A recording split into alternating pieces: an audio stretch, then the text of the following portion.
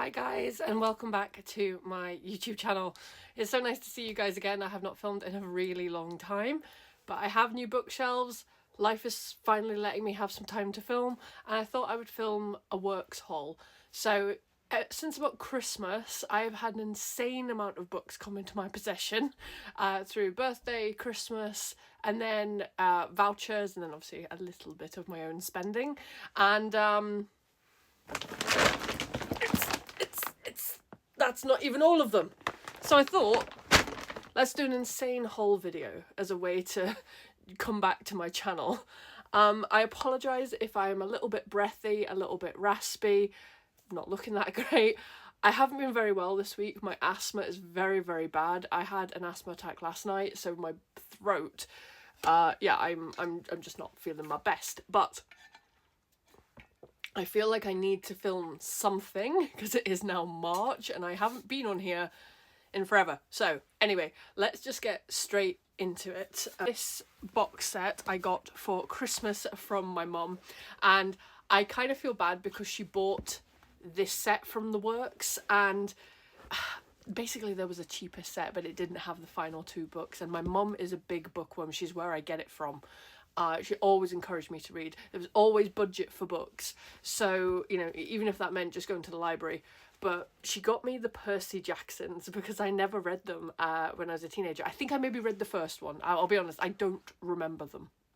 And considering I'm very into sort of history, the Greeks, Romans, etc., I don't know. I always think I was very deep in the Harry Potter, Lord of the Rings, Star Wars, and then whatever kind of girly things were going on at that time. Princess Diaries, like the Princess Diary books, I love them, and stuff like that. So the Darren Shan books as well, just to show you I had an eclectic reading taste. But yeah, I never read the Percy Jacksons, so my mum was like, well, do you want them for your Christmas? And this is really cute, but basically she bought them at me. Yeah, she didn't take the prices off, bless her, but you know what, I don't care. I don't care, because, you know, I know how much they cost anyway, so it doesn't really bother me. But my only thing is, I just wish she hadn't got me this set that's really super colourful, because that's just not my vibe on my bookshelves. I don't really like neon. It's one of the reasons it's put me off ACOTAR, if I'm honest. But I am excited to read them and talk through them with my mom. So that's going to be fun. But I'm going to start doing series on my YouTube of me reading book series I've never read before.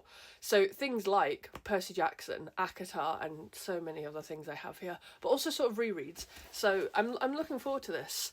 I've also never seen the TV show or the movies, so that might be fun to kind of dive into at some point and kind of relive my teen years properly. So I've got them.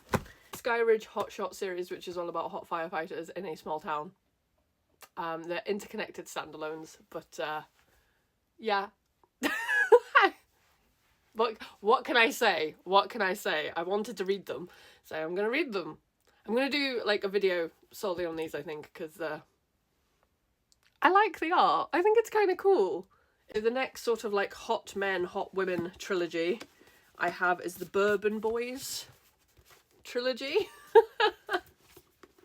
I'll be honest, I don't know why I keep buying things like this, because they're usually not my thing. But I'm trying to expand my reading and try new things and read stuff. So we've got Bourbon and Proof, Bourbon and Lies, and Bourbon and Secrets, and all the artwork on them is really, really super pretty. So this is a trilogy about the Fox brothers, who run a Kentucky bourbon business, and all the things they get up to. And then there's going to be the Whiskey Women trilogy coming out. I think it's later this year or the start of next year, I'm not too sure. So interesting. Yet again, this will get its own video. Now that I finally have my camera back and everything's sorted and I'm like able to film again and feel confident filming again, because my confidence went, guys, it really did. But I have to admit, the nerd in me is most excited by this next thing, which I already own. And that is the Lord of the Rings and the Hobbit box set. So this was released for the 25th anniversary of the movies, which makes me feel really old, because I was a little girl when they came out, and I remember being like, Dad, like talking about like the Lord of the Rings, and being really excited about Frodo and stuff. My dad was like, the books have been out since forever, and I was like, Oh, like I was 7 or 8. I didn't know.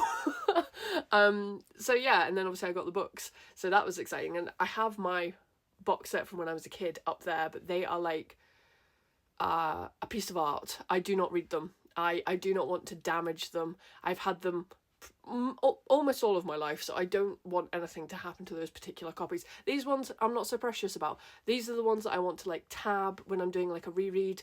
I want to highlight them and go through them and like study them. So that's the reason why I bought like another set of them. But I love this. This is so cool. I'm very happy about that.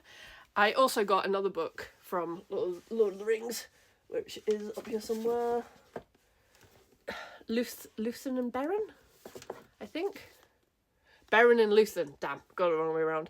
But this is sort of a story which I think is quite similar to Arwen and Aragorn. Beren is a mortal man, but Luthien is an immortal elf, and they've kind of got to go on this like quest story thing together in order to get married, which is obviously meant to stop them getting married. But yeah, I can't wait to read that as well. So yay. I'm getting back into, I'm basically trying to, in my 30s, I'm trying to live like the nerdy, happier self that I was in my teen years, but actually enjoy it this time round and not let other people make me feel bad for liking what I like. Does that make sense? That's what I'm basically trying to do, is just enjoy life again. Next books are The Chronicles of Castellane by Cassandra Clare. Yet again, I'm going to admit this on the internet because it always causes shock. I haven't read the Mortal Instrument series. I have them, they're down here. I got them as well at some point. I think they were my birthday or my Christmas. I can't really remember. So I will be doing reading of them at some point. I just need somebody to tell me what to read first, because I was going to start reading them in January, but I was already reading other things that I was trying to catch up on. Because obviously the Jamie Campbell Bower hype was going there about Stranger Things and whatnot. And people were like, you know, all the edits were flying around about Jace. So maybe I'll do Mortal Instruments, but I got this duology, which I'm really looking forward to properly reading. I've read like a little bit of the first one. So hopefully I will get round to these soon. Oh, that's a trilogy, hold on. Servant of Earth, 6 Deadly Trials, One Ruthless Heart by Sarah Hawley. I'm looking forward to this. Apparently it's really good. One of my friends has read it and said it is really, really good. So fingers crossed. What else have we got in here? Oh, we have In the Shadow of the Wolf Queen. So I'm buying some children's books because I'm trying to write and learn how to write different genres. And this was an age I loved reading. So I'm sort of like, the world that I'm creating for my own book series, we'll talk about that in another video, is one where I kind of want to learn stuff like this. So, and it just looks like the kind of book that I would have loved to have written. So I was like, yeah, I'm going to buy it and read it. So moving on, we have Nightshade. Now, my copy of Nightshade is a bit crap because they put the sticker on it and it's taken a bit of the D away. Laugh it up, laugh it up. But the sprayed edge is still cute. And obviously this cover, I love this cover art for Nightshade. I cannot wait for Daybreak. I've been trying to get it on NetGalley and it still just says pending, and I'm like, am I gonna get it? I probably won't. But I really need to know what happens next. I've already read it. I've already read this, but I need to know what happens next. But the sprayed edge is gorgeous, gorgeous. So we have that. I also have a box here of something very exciting, which is going to be in another video because your girl is batch filming today. I'm very proud of myself. Oh my god, I just realised, you know how I held up the big bag? There's also this. There's also this, which is full. So should we do this one? Yeah, we'll do this one because it's actually easier. Right, so we've had Nightshade. Dance of Lies. A Dance of Lies with the most gorgeous sprayed edge that wraps around the whole book. Do I already have this in hardback? Yes. But I couldn't say no to this. I couldn't say no because I'll be honest with you. For a special edition, I love a hardback, but for a book I actually want to sit down and devour and read and take out the house and whatnot, I much prefer a paperback. And when it is this pretty, what I love about the design of this, and I don't know if the camera's picking up a little bit, is the actual window panes have like a gloss on them to look like windows. Like they actually shine like a stained glass window would. I mean, I'll be honest, if I was Brittany Arena, I'd be really, really happy with this. Because I didn't realise this, because now that I'm interested in becoming an author and looking up how you go about getting like a literary agent and all that exciting and nerve-wracking stuff, you find out so much about the publishing industry. And one of the things I found out is things like this, like how your cover looks, usually isn't up to the author. Sometimes you don't get any say in it at all. So that's quite nerve-wracking. I mean, obviously it's in the hands of professionals who know what they're doing, but I'd be well happy if that was my book cover. So I can't wait to properly read this. I started reading it and put it down. Before anyone's like, no, you do that a lot. Yeah, I have ADHD, okay? I see shiny new books. New books come through the post and my brain goes, ooh, new book. And it's a problem. Empire of Flame and Thorns with this really cool dark rose. Yeah, rose sprayed edge. I've had this on Kindle Unlimited for forever, and I kept saying to myself, yeah, I'll read it. And then I saw the book came out and I was like, you know what, I prefer the book. Because it's got dragons in it, and you know I love a dragon book. So, yeah, I bought it. That actually was one I bought myself. Now, this is in this box, right? And I don't think I bought this in the works, but I'm still going to share it with you guys because I'm pretty sure you can probably get it from the works. But A Night of the Seven Kingdoms. So, I watched the show. I fell in love with Dunk. That's a man. I'm sorry. There's no other way to describe him. He's absolutely perfect. I love him. Egg is just adorable. Arion scares me a little. A lot. But the book was what I was really after, because obviously you get a lot more detail in the book. And what I didn't realise was it's actually a set of novellas they've pushed them together into one book. And so this is all 3 of them in here. So I'm really trying to only read up to a certain point. But what I do like about the book is you get all these really gorgeous illustrations throughout the book as well. And so book 1 is called The Hedge Knight, and that is basically series 1. So I don't know whether to continue reading after The Hedge Knight. I don't know. Because I kind of want to keep up with the TV show, but I also don't want to spoil it for myself. But I also want to know what happens. So I don't know. But I love this because I loved reading Game of Thrones. And I only read the first book, though. So that's a series that I should probably do a video on. Like a series on. But this, loved it. So, yeah, I love Dunk. I love him. I don't know what else to say. A Dark Lord's Guide to Dating. Yet again, another one that I started and I am yet to finish. It's on my March TBR because I got a little bit of, like, yeah, you can roughly see where I got to. So this is Dark Lord Casimir Blackrose, who kidnaps Lady Arabella and forces her to marry him. And he expects an obedient bride. What an idiot. And it is dark, it is funny, it is twisted. They are as bad as each other. And it's a funny, dark romantasy series. And I'll be honest with you, I loved it, but I got sent something very exciting in the post. So I put this down. Your girl got her first arc sent to the house. I'm honestly buzzing because the only arcs or proofs that I've had so far was when I worked at Waterstones and they were like sent to Waterstones for the booksellers to read. This one came directly to my door. So, you know, I'm going up in the world. But I can't wait to... I'll do another video on those. But I opened the door and the guy was stood there with like three parcels. And I was like, because one of them is here and is literally to my knee. Like, it's huge. I didn't know what it was.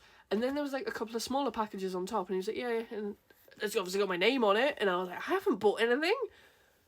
And then I found out that they are arcs. So that's pretty cool. But anyway, I digress. This is getting its own video. I love this. So this is Alexis L. Minard. I really hope. I hate butchering authors' names. So this is City of Mirth and Malice and The House of Bane and Blood. So that's book 1, that's book 2. Whoopsie daisy. So yeah, I think I'm going to enjoy these.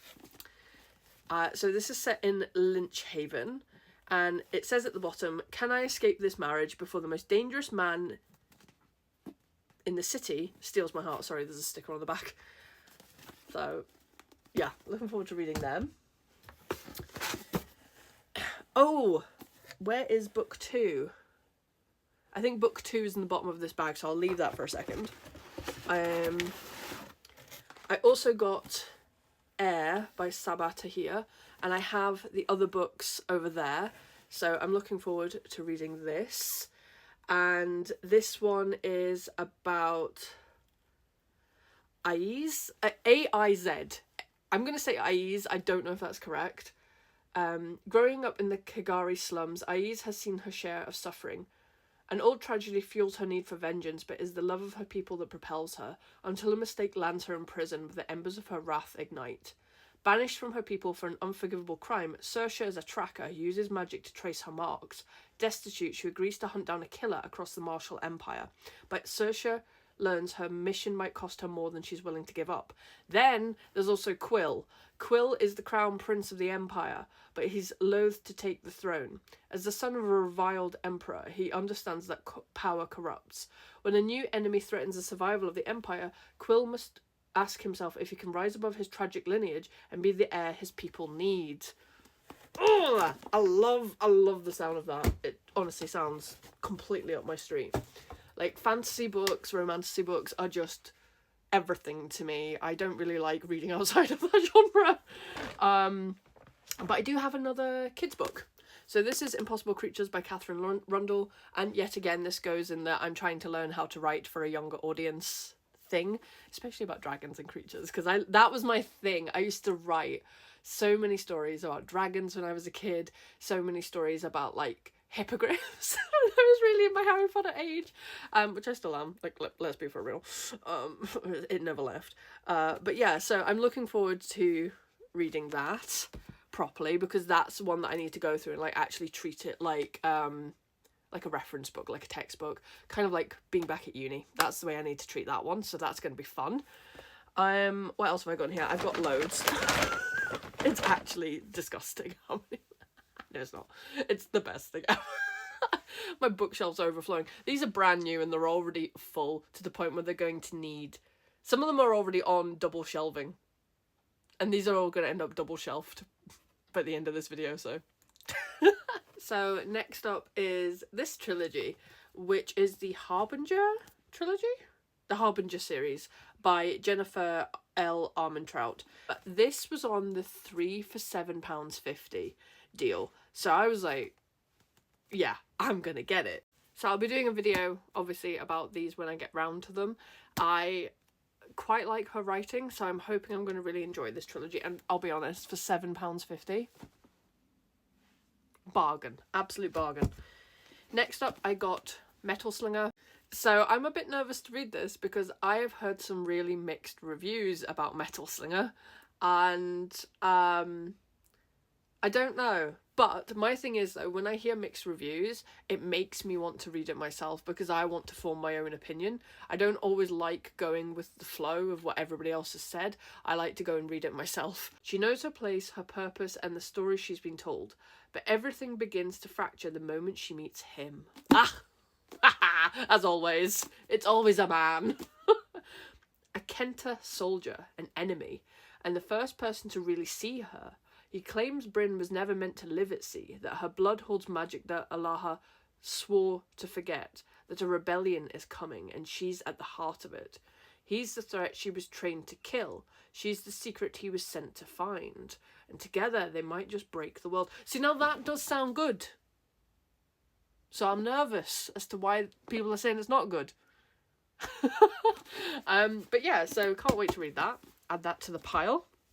What else have we got going on here? Oh, In the Veins of the Drowning. One of my friends recommended this to me, and this was £3 in the works. So I was like, yeah, I'm gonna get it. I'm gonna get it. I'll be honest, I've never really read many books that are about, like, mermaids or sirens.